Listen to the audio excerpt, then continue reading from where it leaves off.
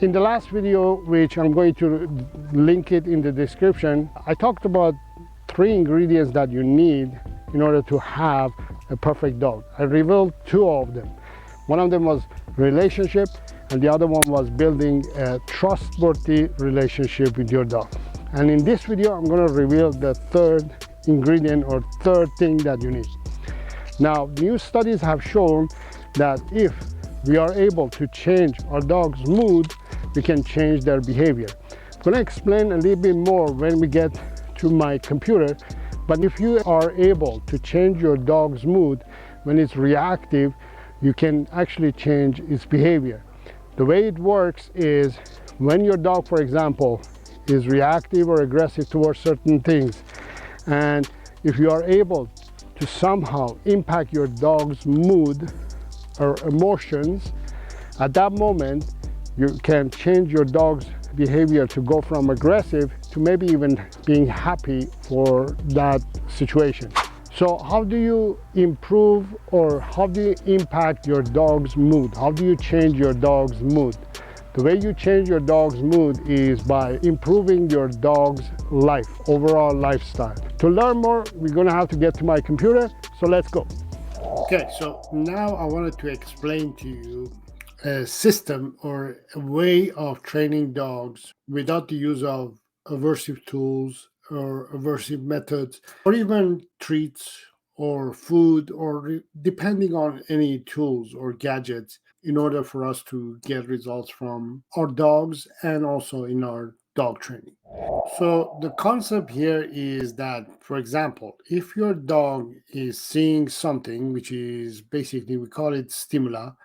If your dog is seeing something, let's say a stranger, a cat, a bike, or a child, it responds to that stimuli with certain feelings, certain emotions. Either it gets relaxed or stressed, seeing those objects or strangers.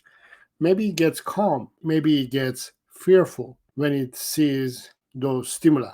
But the new study is telling us and showing us that there is something between the stimuli and response, and it's called physiology. Let's say the same dog, is seeing a stranger, it gets, let's say, scared. They feel either scared or they are happy. There are dogs who see strangers and they get happy, or they get sad, or they get angry seeing those strangers, or the cat, or the bike, or the child. Before they have a response, they are feeling certain way, which is either scared, happy, sad, or angry, or anything like that.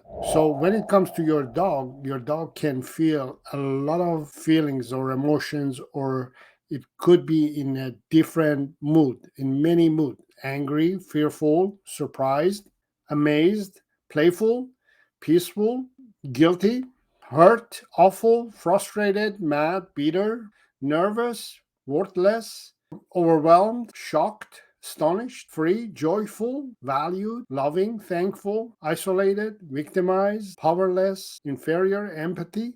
All of these your dog can be feeling when your dog comes across a stimulus. So the outcome of this emotional feeling or journey that your dog goes through, if you are able to change it, then we'll have a different response. We are using a dog's mood to change its behavior. So I'm going to share some example in here, and I'm going to also teach you how you can change your dog's mood.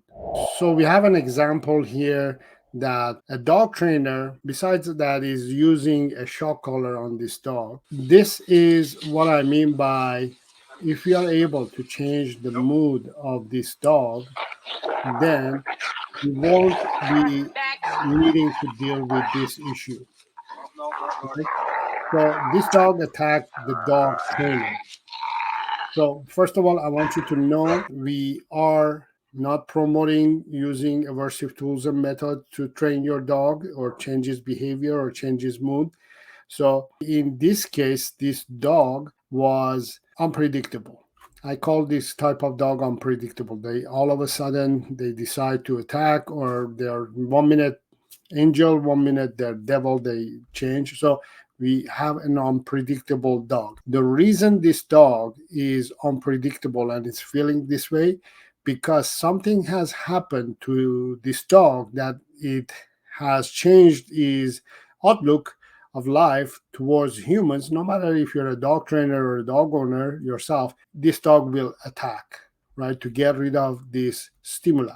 So this human, this stimuli triggered this dog to attack, and the results was that it got scared and now it's angry, or one of those emotions that I just showed. If we are able to change this dog's outlook of life, that humans equal good things, good stuff happens, then we will be able to change. Let me share with you one more example. So there is this dog as well who is very reactive to this dog daddy, for example. So it uses pressure, it uses physical aversive tools and method. And if we just focused on helping this dog to change its mood, then we don't have to put the dog in this situation. And also, we don't have to go through this trauma, for us humans to watch this stuff, and also for this dog trainer to go through and do this stuff, and for dog owners to see and witness things like this. So, how do you change a dog's mood? The way you change a dog's mood is by improving its life, improving its outlook of life. You have to be able to provide your dog's daily 5 essential needs, which are exercise, training, socialization, care, and affection. And you have to be able to provide them in this order. So the exercise provides physical stimulation for your dog, which is very good. It makes your dog to feel healthy physically and internally. Training provides mental stimulation for your dog, which again helps your dog to have not only a good communication with you, but in general to have communication system with humans. And mentally being stimulated, it's much better than physically getting stimulated. So mental stimulation, it helps the dog to have a better life, it improves its life. And dogs being social animals, they need that daily social stimulation. And if your dog is lacking those social skills, you have to work on improving your dog's social skills. Social stimulation is another way of improving your overall dog's life outlook. The fourth thing is physiological stimulation, which is basically dogs being fed, having food, having fur brushed, their ears checked, get a bath, and all that. Physiologically, they are stimulated as well. They need to get that stimulation as well. And the fifth thing and the last thing a dog needs, and is part of the 5 daily essential needs, is affection.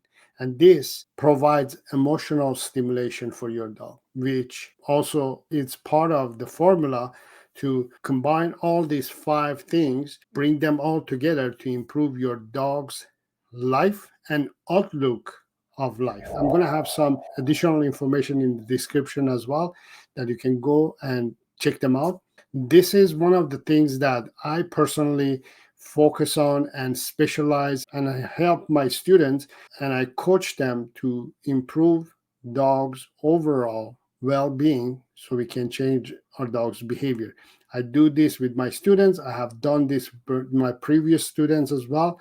And if you want to work with me and get to that point that you can also be able to change your dog's mood and overall behavior and overall life of your dog and also your own life, I invite you to join my signature program. To learn more, all you have to do is fill out the short form that I have in the description.